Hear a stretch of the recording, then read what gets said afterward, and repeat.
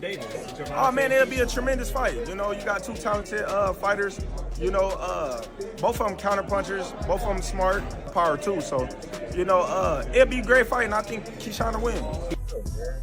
I don't know. You know what I mean? You know, Devin season. I just seen something the other day.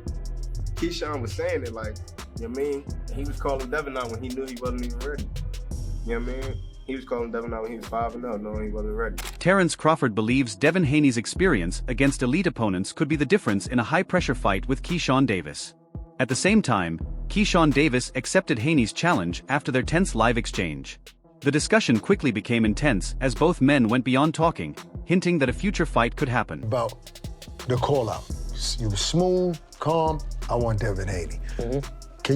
Is there any history that we don't know about? Which I knew, like, oh, you probably scared of oh, you probably got something to her. I don't know what it was. Fight Devin Haney. Yes. I like the way Conor Ben sounds too. I think that would be a phenomenal fight. Would you go to... Keyshawn Davis has continued calling out Devin Haney, saying the former undisputed champion has stayed away from the hardest fights in the division. Confident in his own abilities, Davis believes his speed, power, and aggressive approach would be too much for Haney, and he keeps pushing for what many see as one of boxing's biggest possible matchups. Yeah, honestly, yes. I do want to fight Devin Haney for sure. Like, for sure. He has nothing, not that I know of, he has nothing coming up. Davis has also criticized Haney's activities since the Ryan Garcia fight, saying he has spent too much time away from the ring instead of facing top competition. He believes Haney's team knows how dangerous he is and has even predicted he would stop Haney if they fought. At the same time, he has questioned why the deal still hasn't been completed despite strong public interest. At the same time, It's been a while now, ever since, you know, his big win against old boy that's fighting on my card. Right.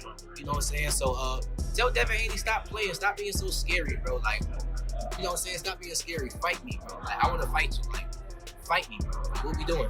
Do you think anything of that? Well, y'all know how it ends up, bro. Him running around, I'm chasing him, and then me eventually knocking him out. Like, Devin know he can't beat me. Devin father know he can't beat me. Like, y'all all seen the video when bro said, stand on my word. I'm standing on it. But where they at, though?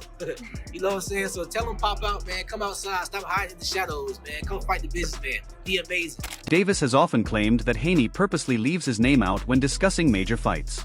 According to him, Haney is willing to mention other top opponents but never includes him. Davis believes that is no coincidence because he feels his speed, power, and non-stop pressure make him one of the biggest threats in the division. I wouldn't say you scared of me because fighters aren't really scared of fighters, but you're ducking me? Like, what is it about? You don't think fighters are scared of fighters? And I DM Bill. Yes. Yes. He has also questioned why talks between both teams never led to a signed agreement, adding more fuel to fan speculation about why the fight still has not happened despite increasing demand from the boxing world. I'm willing to do that. I think we can give Bill. Yeah, you let us handle that. Yeah. So I would be very surprised if y'all do that. Say it again. I said we're gonna try and lock this date in. Murder gonna talk to you after this, but I'm gonna call Bill tomorrow, and we're gonna see whether I don't know if he's still on the West Coast or not, but hopefully it can be face to face. But if not, we'll definitely get him on Zoom. But I think he'll show up. And this way it don't have to be no back and forth. He said, she said, we'll both have y'all on the show and then... Haney has denied every claim that he is avoiding Keyshawn Davis, saying he has never built his career by ducking opponents. He points to his history of fighting top names in different weight classes and says people ignore the risks he has taken throughout his career. Although Davis keeps insisting Haney is avoiding him, the former undisputed champion says he is ready to fight anyone when the timing and business are right. Haney has even admitted that Davis is a possible future opponent, rejecting the idea that he fears the challenge. You know, I didn't take it personal. He can say what he want to say. The world knows that you know I'm Debo for a reason because I'm the guy pulling up on everyone and wanting to make the biggest, best fights happen. So the duck talk is for somebody else, not for me. Meanwhile, Terence Crawford described Keyshawn Davis as a natural counterpuncher with strong offensive skills, saying his disciplined training and in-fight adjustments have helped him improve. Crawford praised Davis for changing tactics during fights, attacking the body, and controlling the pace. He also said a fight between Davis and Devin Haney would feature two smart counterpunchers, while giving a slight edge to Keyshawn because of his overall development. Keyshawn, a natural counterpuncher. You know, he's an offense-minded fighter.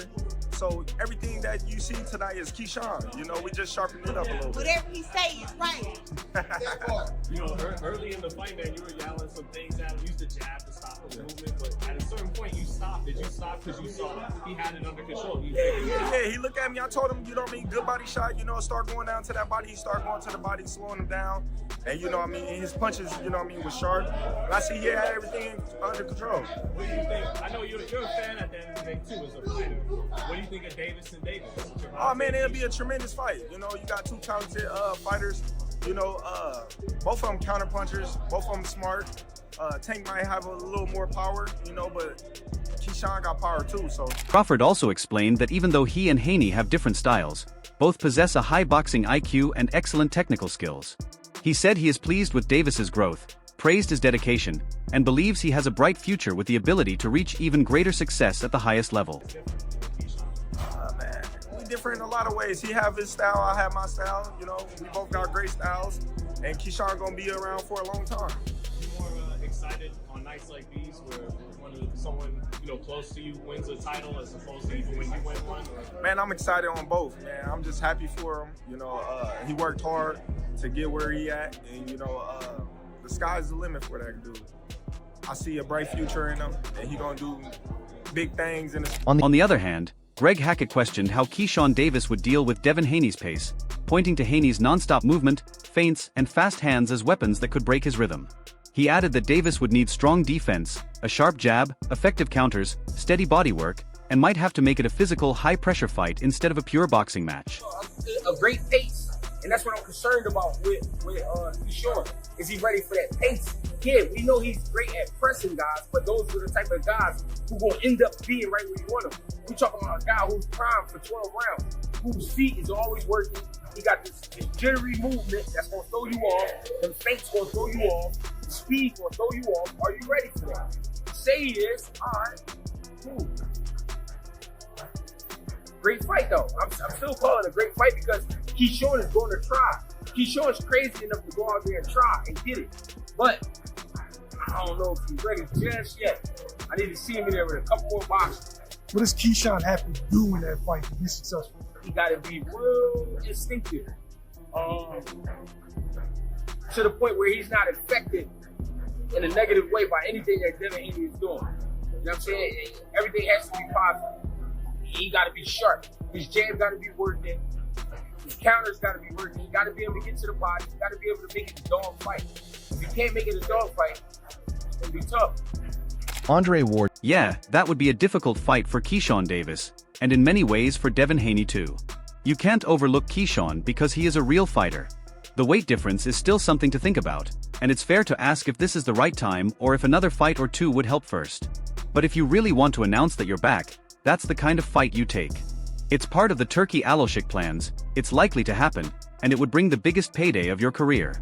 If you beat Devin Haney, brother. It's going to be a tough fight for Keyshawn Davis, and I think in many respects, Devin Haney too. You can't take Keyshawn Davis light. He can really fight. He's really like that.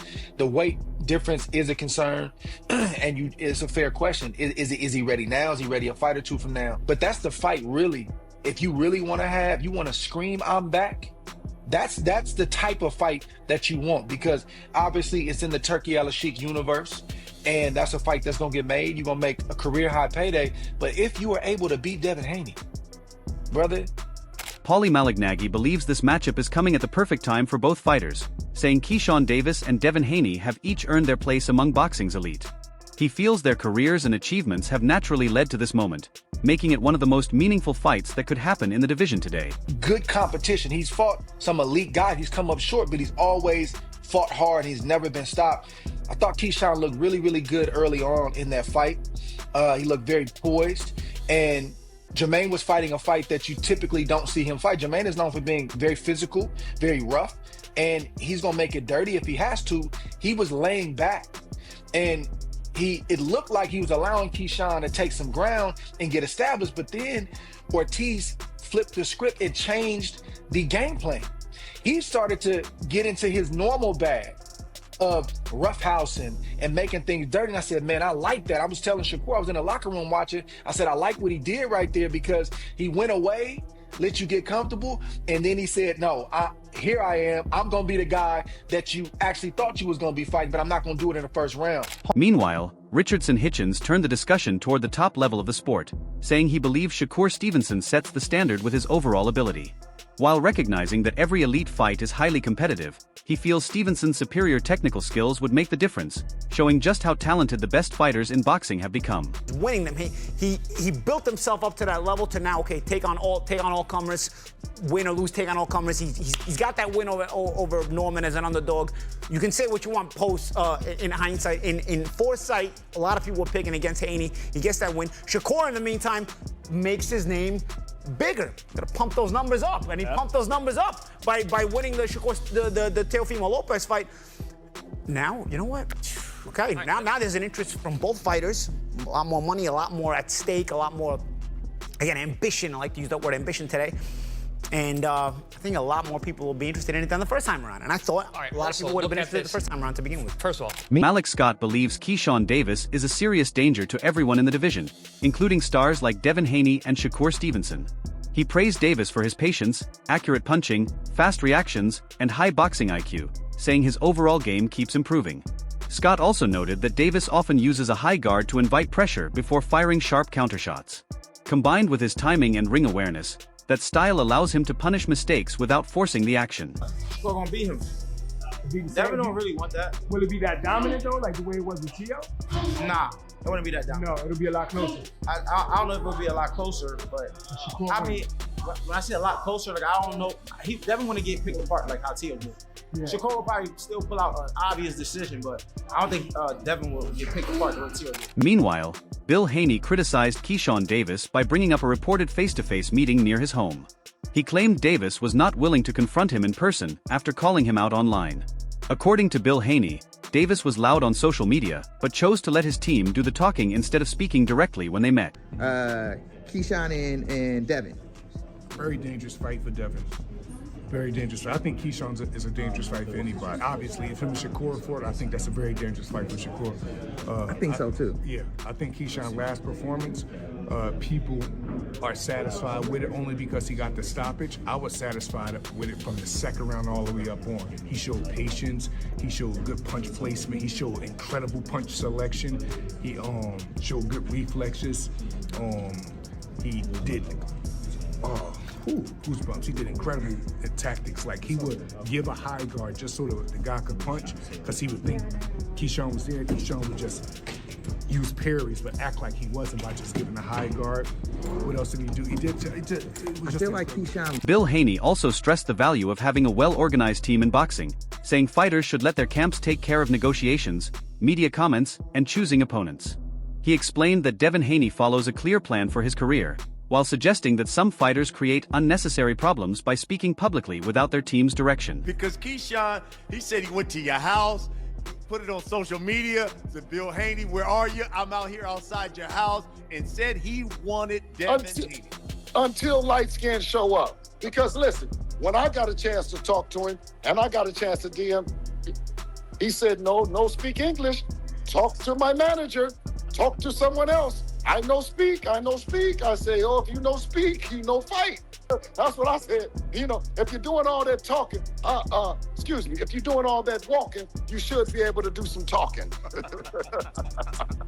Despite Keyshawn Davis criticizing his chin and durability, Devin Haney has continued defending his toughness by pointing to his experience against the best fighters in boxing. He often brings up his fight with Ryan Garcia, where he was knocked down several times but got back up every time and finished the fight. Haney believes that performance proved how strong and determined he is under pressure, showing both physical toughness and mental resilience. Instead of worrying about criticism of his punch resistance, he says those moments helped build his confidence, composure, and overall mindset as a fighter.